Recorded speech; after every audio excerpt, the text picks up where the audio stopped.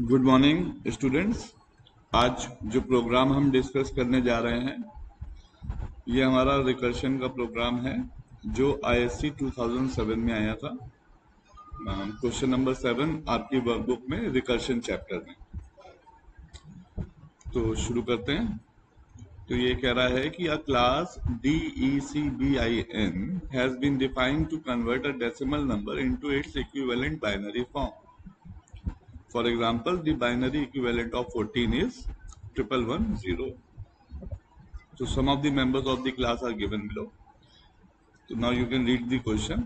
In this, what we will have to do is, we will have to get a decimal number entered by the user and we'll have to convert it in binary form. And this we'll have to do using the recursive technique. So let us start making the program.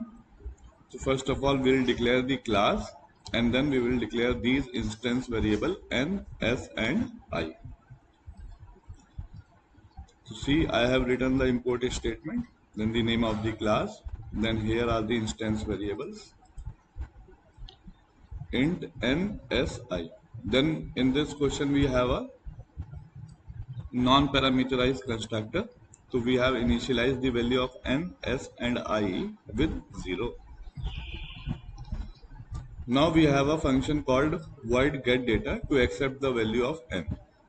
So let us see how to do it.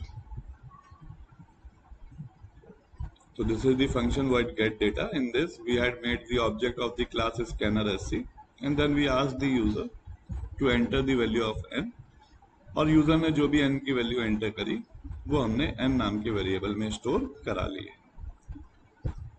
अब इसके बाद हमारे पास ये recursive function है to calculate the binary equivalent of n using the recursive technique and store in s। तो इसको थोड़ा सा समझते हैं। तो ये हमारा रिकर्सिव फंक्शन है जो डेसिमल नंबर को कन्वर्ट करेगा बाइनरी फॉर्म में। तो जब हम इस फंक्शन को कॉल करेंगे तो यहाँ पे m की वैल्यू पास करेंगे। तो m की वैल्यू क्या होगी, जो यूजर ने n एंटर किया था। तो हमने यहाँ पे लिखा अगर m की वैल्यू 0 से बड़ी है तो r किसके बराबर हो जाए, m मॉडुलस 2 के, करेक्ट। और उसके बाद हमने वापस इसी फंक्शन को कॉल कर लिया, रिकर्सिव m डिवाइडेड बाय 2। और ये फंक्शन हमारा कब तक एग्जीक्यूट होता रहेगा, जब तक m की वैल्यू 0 से बड़ी है। तो यहाँ पे ये जो नंबर है जो हमारे पास m नाम के वेरिएबल में स्टोर्ड होगा, ये जो नंबर है जो m नाम के वेरिएबल में स्टोर्ड होगा उसको अगर हम 2 से मॉडुलस करेंगे तो आप देखिएगा कि 2 से मॉडुलस करने के बाद जो है रिमाइंडर या तो 0 आएगा या 1 आएगा, करेक्ट। और हमारा जो बाइनरी नंबर होता है वो 0 और 1 की फॉर्म में ही होता है। लेकिन आप यहाँ पे नोटिस करें कि मैंने ये फंक्शन कॉल करने के बाद लिखा है s equal s into 10 plus r। ऐसा क्यों किया है इसको समझ लेते हैं। देखिए, क्योंकि ये रिकर्सिव फंक्शन है तो जब हम इसी को कॉल करेंगे तो इसकी जो लास्ट मेमोरी होगी, जो सबसे लास्ट मेमोरी होगी, नीचे वाली ये लाइन उस हिसाब से एग्जीक्यूट होना शुरू होगी। और मैंने आपको सिखाया भी था कि जब कभी हम किसी डेसिमल नंबर को बाइनरी में कन्वर्ट करते हैं तो जो आंसर लिखते हैं वो नीचे से ऊपर लिखते हैं, ठीक है। तो मैं आपको एक बार करके दिखा भी देता हूँ कि किस हिसाब से डेसिमल नंबर को बाइनरी में कन्वर्ट किया जाता है।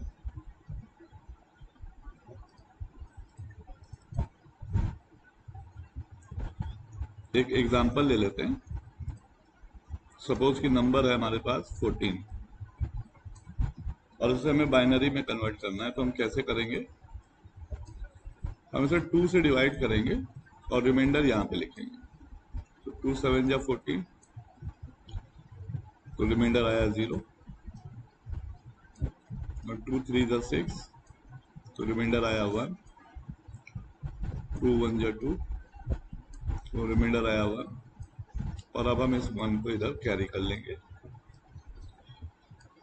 तो जो आंसर हम लिखेंगे वो उल्टा लिखेंगे, नीचे से ऊपर।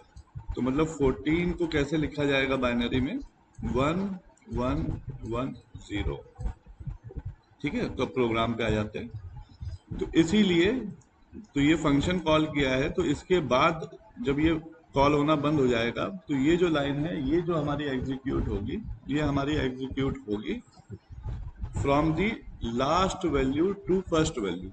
ठीक है, तो जो हमारा आंसर है वो नीचे से ऊपर, जैसे मैंने अभी आपको बताया, तो रिवर्स होके आएगा। चलिए अब अगले फंक्शन की बात कर लेते हैं।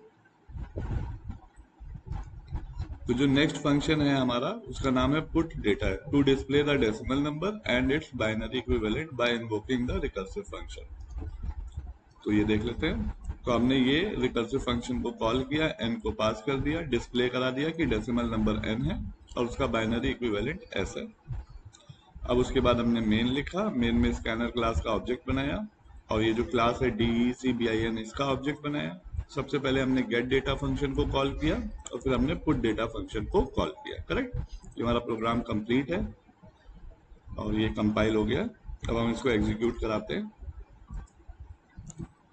तो ये नंबर पूछ रहा है, तो मान लेते हैं हमें नंबर डाला 14, तो डेसिमल नंबर 14 है और उसका बाइनरी इक्विवेलेंट कितना आ रहा है, 1110। ये देखिए, यही एग्जाम्पल दिया है। तो आई होप आपको प्रोग्राम समझ में आया होगा। इन केस कोई प्रॉब्लम या क्वेरी हो तो आप मुझसे कांटेक्ट कर सकते हैं।